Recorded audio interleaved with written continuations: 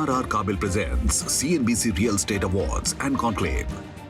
हाल ही में आयोजित हुआ एक ऐसा कॉन्क्लेव था जिसका मकसद रियल एस्टेट सेक्टर के दिग्गजों को एक साथ एक मंच पर लाना था। साथ ही इस बात पर चर्चा करना था कि उद्योग, सरकार, बैंक, वित्तीय संस्थान और दूसरे हितधारक आने वाले कल में कैसे इस सेक्टर को विकास की ओर ले जा सकते हैं। As responsible corporate citizens, ladies and gentlemen, RR Kabil और News 18 नेटवर्क ने साथ मिलकर फायर सेफ्टी के बारे में जागरूकता पैदा करने के लिए रियल एस्टेट अवार्ड्स प्लेटफॉर्म के इस मंच के माध्यम से शॉर्ट सर्किट से सुरक्षा कैंपेन की शुरुआत की है। इसीलिए आगे बढ़ते हैं और बात करते हैं electrical safety codes minimising the risk of short circuit fires की। तो एक बहुत इम्पॉर्टेंट टॉपिक है जो हमने इस साल सोचा कि हम डालें, इलेक्ट्रिकल सेफ्टी।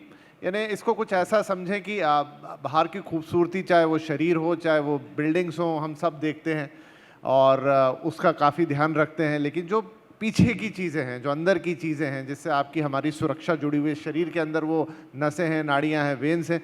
सर मुझे एग्जाम्पल देके समझा रहे थे, इसलिए मैंने इनका एग्जाम्पल चुरा लिया।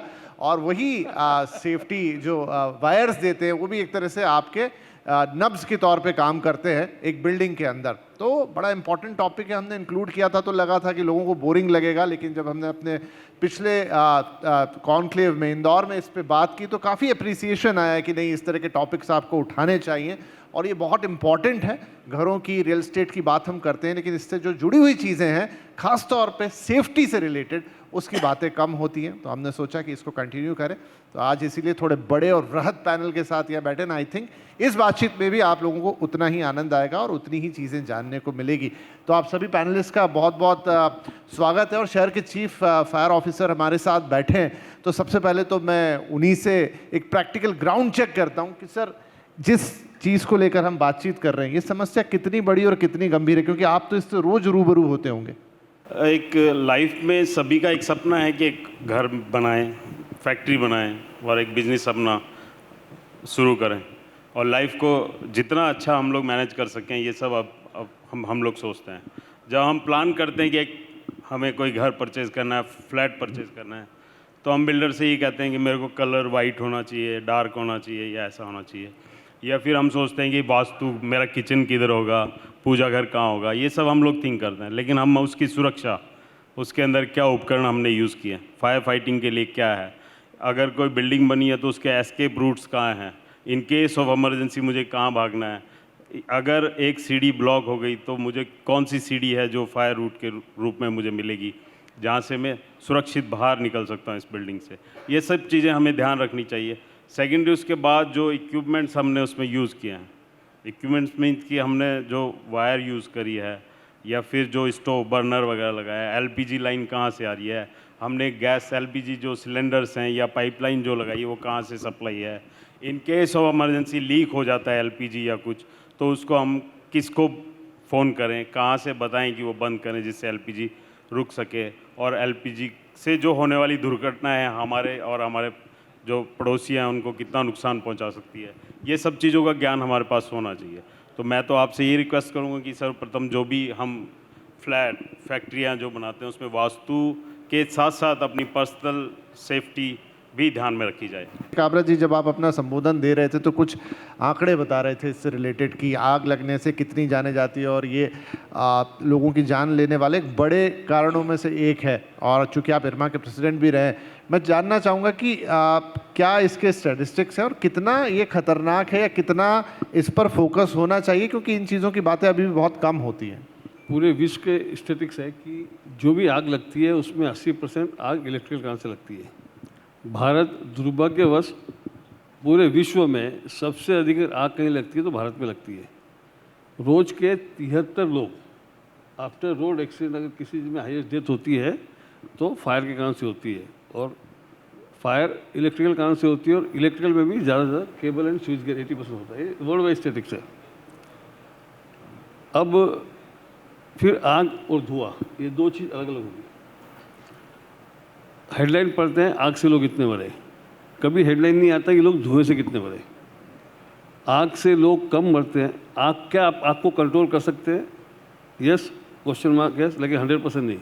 लेकिन क्या आप धुएं को कंट्रोल कर सकते हैं? सिर्फ आप इसलिए बता रहा हूँ आपको मैं, 100% यस। और सबसे जहरीला धुआं अगर किसी चीज़ में होता है वो पीवीसी में होता है, चाहे पीवीसी कंड्यूट पाइप हो चाहे पीवीसी वायर हो। पीडब्ल्यूडी, सीपीडब्ल्यू अभी तक वो एफआरएस से ऊपर नहीं आए, जबकि एफआरएस वायर पूरे विश्व में, मैं चैलेंज देता हूँ कि कोई ऐसा देश नहीं है जहाँ पे एफआरएस वायर होता है। ऐसा कोई देश नहीं है जो यहाँ फ्लेक्सिबल वायर होता है जो हम बना रहे हैं। और दिन प्रतिदिन इलेक्ट्रिकल प्रोडक्ट की क्वालिटी स्टैंडर्ड वर्ल्ड की सबसे लोवेस्ट है, क्योंकि हम इंडिया के सबसे लार्जेस्ट केबल एक्सपोर्टर हैं। 90-200 में काम करते हैं और हमारा 92% एक्सपोर्ट्स खाली डेवलप वर्ल्ड में। वहाँ ये पीवीसी वायर धीरे धीरे करके बंद हो गया है। आज भी यहाँ चाहे हाई राइज बिल्डिंग बनती है, चाहे सरकारी बिल्डिंग बनती है, चाहे हॉस्पिटल बनती है, आप क्या जो प्रोडक्ट यूज़ कर रहे हैं, अगर आप जो पीवीसी का जो धुआं होता है इतना जहरीला होता है और विजिबिलिटी ख़त्म हो जाती है। लोग मरते हैं इसलिए कि धुएं के कारण से आपको दिखता नहीं है। धुआं वो इतना जहरीला होता है कि आप सांस नहीं ले सकते हैं। डेथ 90% उसके कारण से होती है, आग से नहीं। तो माथुर साहब, कहाँ पे किस स्टेज पर दिक्कत है? अवेयरनेस की कमी है, खर्चा करना नहीं चाहते हैं, प्रॉपर चीज़ें या गाइडलाइंस नहीं है, या नियम उस तरीके के नहीं है कि कोई उन्हें पालन करे, या बहुत पीछे हैं, बदले नहीं है सालों से? क्या दिक्कत है? सबसे पहले सीएनबीसी का बहुत बहुत धन्यवाद, और आरआर केबल ने ये स्पेशली ये जो प्रोग्राम सेफ्टी सिक्योरिटी को लेकर रखा है उसके लिए बहुत बहुत आभारी हूँ। देखिए, मैं एज ए कंसल्टेंट में बात करूँ तो मेजर समस्या शुरू होती है डिज़ाइन एस्पेक्ट से। हम लोग जब भी कोई बिल्डिंग डिज़ाइन करते हैं तो हम उसमें एक पर्टिकुलर लोड के हिसाब से वायर की कैपेसिटी, वायर की साइज़ डिज़ाइन करते हैं, या हम उसके हिसाब से स्विच गेट डिज़ाइन करते हैं। लेकिन कई बार ये होता है कि ऑफ कोर्स उसकी वायर की क्वालिटी का सिलेक्शन बहुत इंपॉर्टेंट विषय है जो अभी काबरा साहब ने बताया। लेकिन होता ये है कि हमने फॉर एग्जांपल 2 किलोवाट के लिए कोई पर्टिकुलर घर डिज़ाइन हुआ है जिसमें 2 किलोवाट का लोड है या 5 किलोवाट का लोड, लेकिन धीरे धीरे उसके अंदर इक्विपमेंट्स बढ़ते जाते हैं। सबसे ज़्यादा जो बिजली खाता है हमारे किसी भी इक्विपमेंट में, उसे हम कहें वो एयर कंडीशनर है। जो घरों के जो बिजली के बिल आते हैं उसमें 70% बिजली का बिल एयर कंडीशनर की वजह से आता है, जिसे हम एनवायरनमेंट कंट्रोल भी कहते हैं। और जैसे जैसे हम घर में इक्विपमेंट्स ऐड करते जाते हैं, लेकिन हम हमारे वायर किस कैपेसिटी का है उस पर ध्यान नहीं देते। वहाँ से शुरुआत होती है आग लगने की। तो सबसे ज़्यादा अवेयरनेस की, जैसे आपने कहा, अवेयरनेस की बहुत ज़्यादा आवश्यकता है। और अवेयरनेस उस हद तक कि हम खाली ये न देखें कि बाहर से घर किस तरह का है या फ्लैट किस तरह का है, हमें ये भी अवेयरनेस होनी चाहिए कि हमारा वायर किस तरह का है, हमारी केबल किस तरह की है, और वो प्रॉपर कैपेसिटी, प्रॉपर साइज में डिज़ाइन है या नहीं है, वो सबसे इंपॉर्टेंट विषय हमारा बन जाता है। बहुत अच्छी बात कही आपने। तो जैन साहब, इसको लेकर नियम, कायदे, कानून क्या कहते हैं? देखिए, नियम कानून कायदे तो सारे जो बना रखे हैं वो बहुत ही परफेक्ट हैं। जैसे फायर सेफ्टी के जो भी बिल्डिंग्स बनती है उसका ऑटो मोड पे हमेशा रहना चाहिए, चाहे शॉर्ट सर्किट हो या और किसी कारण से आग लगे तो ऑटो मोड पे होना चाहिए, लेकिन ये होता नहीं है प्राय। और दूसरी सबसे बड़ी जो कमी है वो ये है कि अभी तक 5% लोग ही जिसको फायर एनओसी को कहीं प्रमाणित या प्रमाण पत्र कहीं पेश करना होता है वो फायर एनओसी लेने आता है, और वही ज़्यादातर फायर इक्विपमेंट लगाते हैं। तो सबसे पहले तो इसमें व्यवस्था में ऐसा सुधार हो कि कोई भी जो बिल्डिंग बनी है उसका मैंडेटरी ये हो कि फायर एनओसी उससे ली जाए, और एक मतलब अच्छी क्वालिटी की। जैसे आजकल मैंने कई जगह देखा है कि जो शॉर्ट सर्किट होता है वो ज़्यादातर लाइट की वजह से होता है, तो उस पर लाइट का जहाँ पैनल लगा हुआ हो वहाँ कोई ऑटो बॉल ऐसी लगे कि जैसे उसका टेम्परेचर बढ़े और वो ऑटो फट जाए, क्योंकि पता नहीं लगता कि कब कहाँ क्या चीज़ चलती रहती है, लेकिन वो टेम्परेचर बेस्ड होती है। तो उस एक टेम्परेचर पे आके वो ऑटो बॉल फट जाए और वो आग को कंट्रोल कर ले तो अपने को इस दुविधा से बचा जा सकता है। आग की हम सब बात कर रहे हैं, मैं वापस बोलता हूँ, आग को नहीं, आप धुएं को कंट्रोल करो पहले, रिवर्स। आग को कंट्रोल करने के आपके पास जो माथुर साहब ने बताया बरोबर है, लेकिन क्यों नहीं हम पहले से ज़्यादा एम्पियर के साथ, सबको मालूम है। अभी कल भी हम बम्बई में डिस्कस कर रहे थे, 2 रूम किचन के हिसाब से बनाता है और बिल्डर जो है 2 AC के हिसाब से पावर कनेक्शन देता है, खाली बेडरूम के हिसाब से। तो आदमी हॉल में AC लगाता है क्योंकि आदमी बेडरूम हॉल में रहता है, तो उसकी प्रोविज़न नहीं है।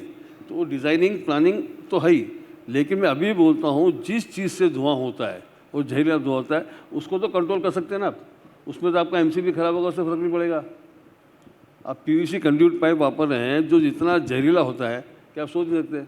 पहले स्टील के पाइप यूज़ करते थे, पीवीसी आ गया। एटलीस्ट अंदर की साइड में आप ठीक है पानी नहीं तो काबरा साहब ये क्या तो फिर मैन्युफैक्चरिंग के लेवल पे कमियां हैं? नहीं मैन्युफैक्चरिंग सर क्या होता है उससे थोड़ा प्राइस महंगा होता है। कोई भी चीज़ अगर सुरक्षित लेंगे या लाइफ लेंगे थोड़ी सी कॉस्ट ज़्यादा है, और ज़्यादा कॉस्ट वैसे भी पूरी बिल्डिंग में है। वापस भी कुछ लोग नए आए हैं और सर भी दोनों नए आए, CFO साहब भी और जैन साहब भी, कि पूरी बिल्डिंग में खाली इलेक्ट्रिकल नहीं, इलेक्ट्रिकल, प्लम्बिंग और फायर फाइटिंग सिस्टम ओरिजिनल अच्छे कॉन्ट्रैक्ट के साथ लगाएंगे तो मात्र 40 रुपये स्क्वायर फीट फर्क पड़ता है। और आज हिंदुस्तान में PMLI में भी 3,500 का भाव है, बाकी तो 5,000, 6,000, 10,000 का भाव होता है। मैं जयपुर की बात कर रहा हूँ इसलिए। तो कितना परसेंट हुआ? 1%। चलिए खरी बातें हैं, बिटर पिल टू सॉलो, लेकिन हाँ चीज़ों को बदलना तो होगा। और जैसा शुरुआत में हमने कहा कि इलेक्ट्रिकल सेफ्टी पर हमने बातचीत शुरू की है, बाकी और भी चीज़ें जो बिल्डिंग के साथ एसोसिएटेड रहती हैं, सिवाय बिल्डिंग के जिसमें आप जाके रहते हैं, वहाँ पे प्लम्बिंग है, इलेक्ट्रिक वायरिंग है और तमाम चीज़ें, तो एक अवेयरनेस क्रिएट करने की कोशिश है और उसी संदर्भ में बातचीत है। आई होप कि कुछ अच्छी बातें निकल कर यहाँ पर सामने आई है। बहुत कुछ करना हमेशा बाकी रहता है, लेकिन यहाँ उद्देश्य यही है कि उसके बारे में थोड़ी जागरूकता लाई जाए, थोड़ी अवेयरनेस क्रिएट की जाए, डेवलपर्स पे भी और कंज्यूमर साइड पे दोनों पे। आई होप कि उसमें कुछ हद तक हम आगे बढ़ने में कामयाब हुए हैं। तो बहुत ही शुक्रिया आप सभी पैनलिस्ट का इस बातचीत के लिए, आप सभी दर्शकों का इतनी तसल्ली से हमें सुनने के लिए।